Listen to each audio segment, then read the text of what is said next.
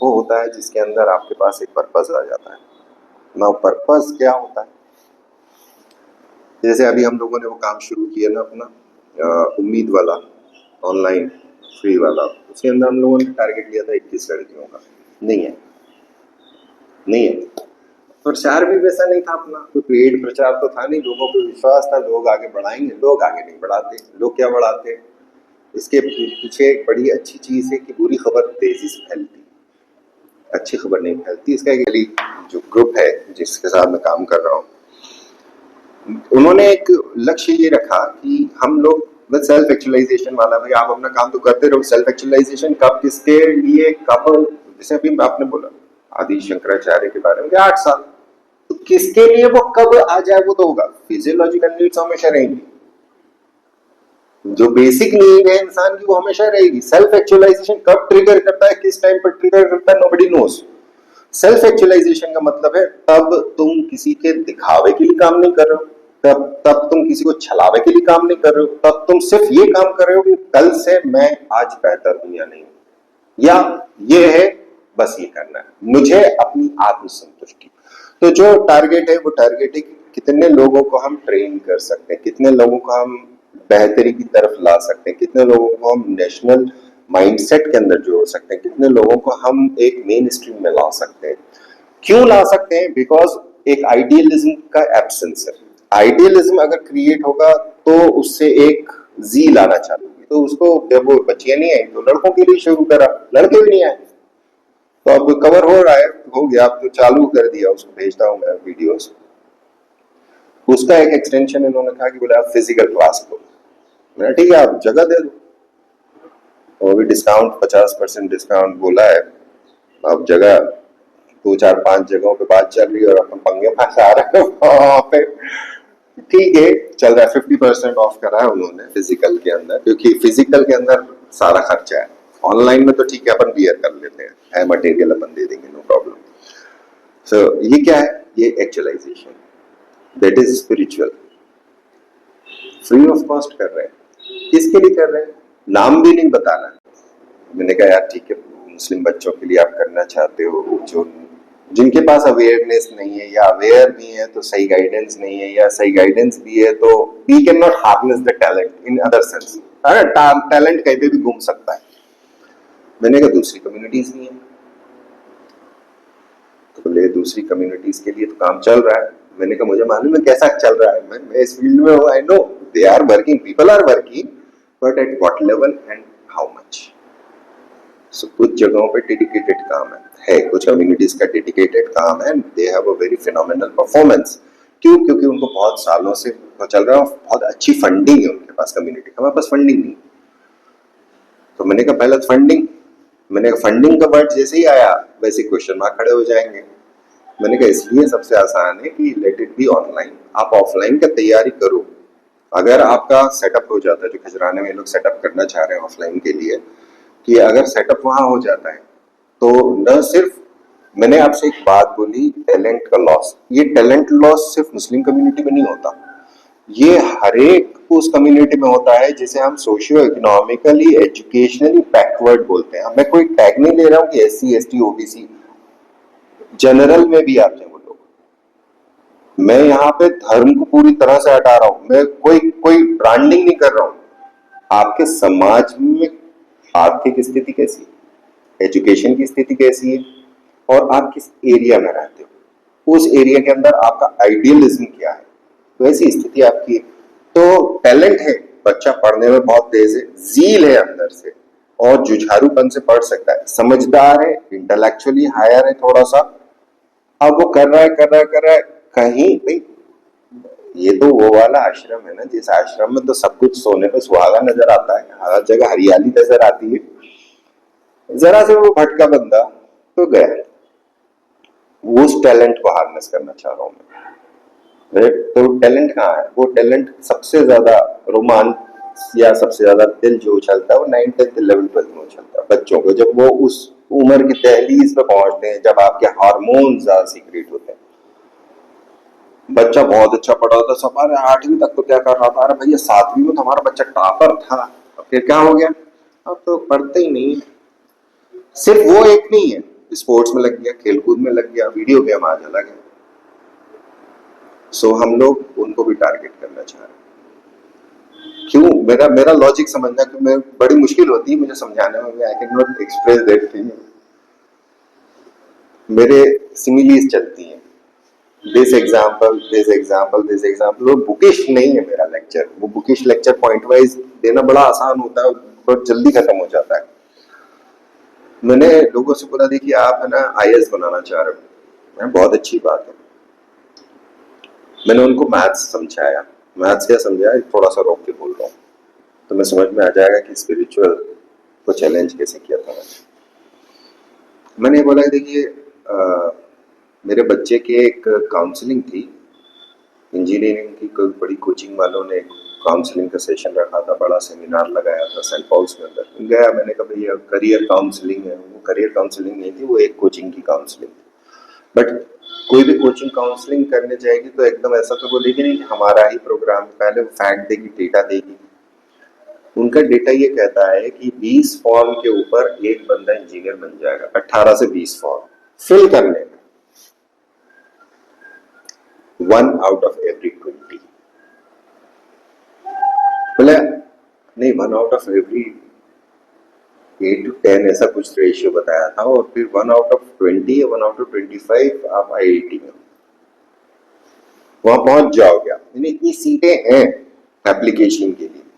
फिर ऐसे उन्होंने नीट का बताया तो नीट में कम हो गया, सीए का बताया वो और कम हो गया, ऐसे एग्जाम्पल देते गए। फिर लास्ट में उन्होंने बोले यूपीएससी, तो बोले उन्होंने जो रेफरेंस दिया बोले वो 60 70 80 के अंदर। मैं इत्तेफाक ऐसा हुआ था कि हम सबसे पहले पहुंच गए, तो वहाँ टीचर से बात करते करते उन्होंने मुझे सबसे आगे बिठा दिया। तो I was in the first row and I was like क्या बोल रहा भैया। मैंने अभी अभी मैंने एग्जाम्पल ले 1,16,000 है ना फॉर्म भरे थे, और फिर मैंने उसके बाद बताया था 80 to 83% टोटल लोगों ने दिया है एग्जाम। सिलेक्शन कितनों का है? 158 156, उससे ज्यादा तो नहीं होगा। तो 99% फेलियर रेट है, तो मेरा याद क्या बात कर रहा है, 99.9895 समथिंग लाइक दैट।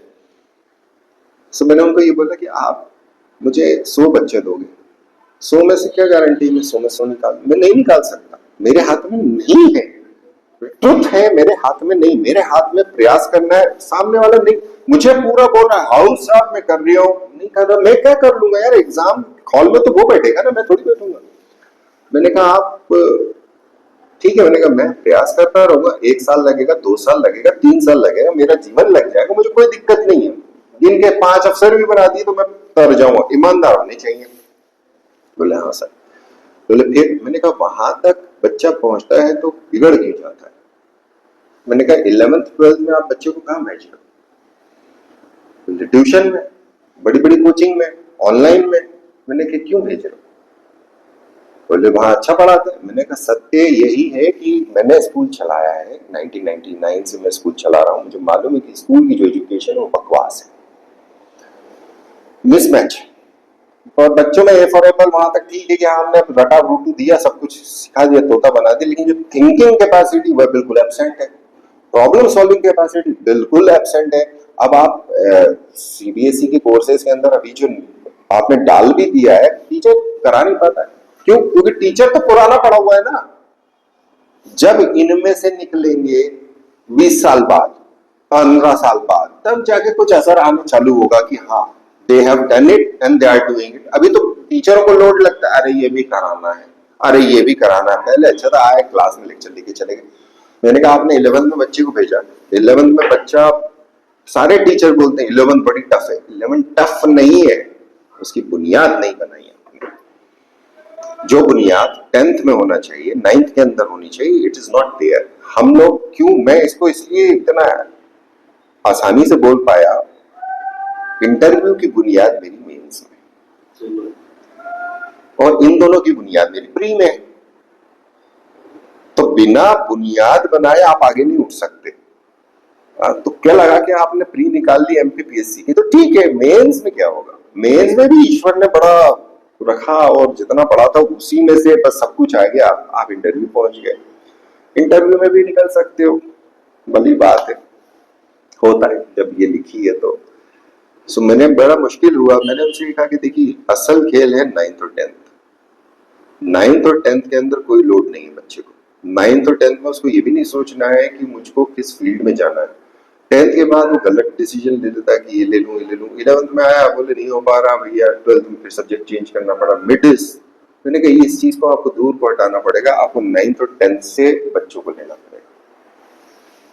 तो बोलेगा कैसे? मैंने कहा लिया है, मैंने टॉपर बना के दिए बच्चे। तो मैं पढ़ाया था 2 साल, पड़ोसी पड़ोसी रिलेटिव पीछे पड़ गए। ठीक है, 2011 के बाद नहीं पढ़ाया, 10-11 पढ़ाया था।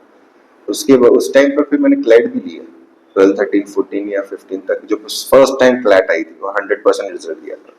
3 साल लगा था। मजा आता है लेकिन बोरियत भी बहुत होती है।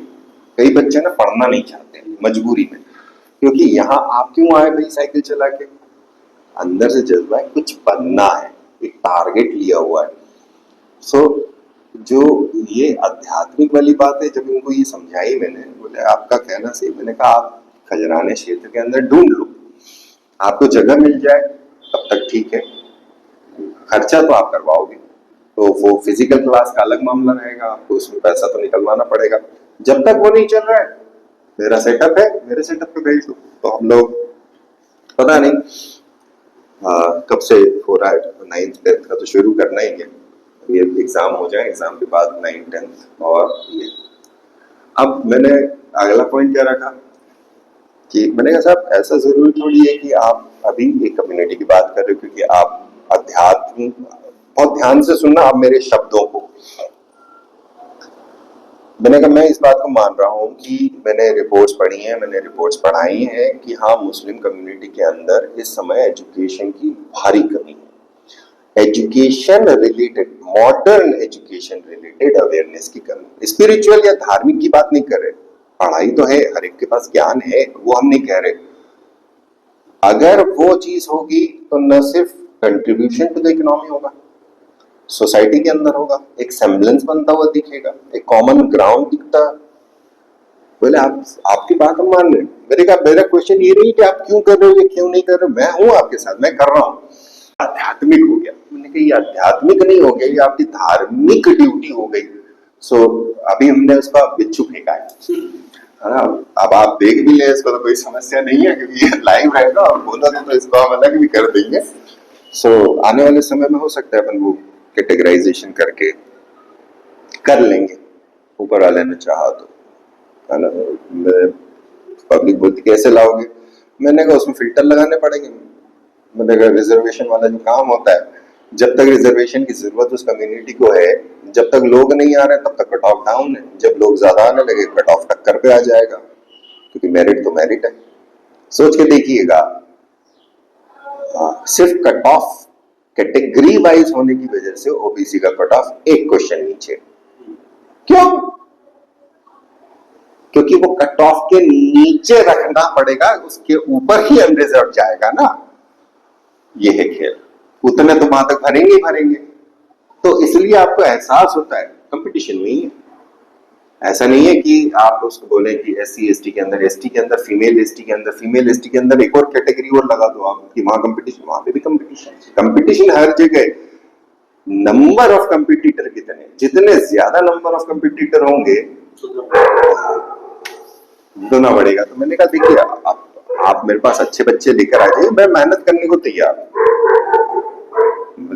बोले यार अब उसके लिए ढूंढना पड़ेगा। बोले वो आपके ऊपर है। मैंने आपको क्लियर कर दिया कि आप किस फोकस एरिया की तरफ जा रहे हैं, कैसे जा रहे हैं। मैं आपके साथ हूं, मैं पढ़ाने को तैयार हूं, मैं अपना कंटेंट देने को तैयार हूं, मैं ट्रेन करने को तैयार हूं टीचर्स को आपको कि मुझे ये चाहिए। वो वाला नहीं लेक्चर देके चला जाए, कनेक्ट करने को तैयार हूं, सिखा दूंगा मैं। क्या आप बच्चे लाके दे सकते हो? सब अपने अपने कामों में रहते हैं। ये दिस इज हमारा तो ये प्रोफेशन है, उनके लिए ये चैरिटी, वो किसी खास पर्पज से कर रहे हैं। उनका स्पिरिचुअलिज्म ये है कि इसका पुण्य कहीं पहुंचेगा, तो पुण्य के आधार के ऊपर किया जाने वाला कार्य है। ओके, सो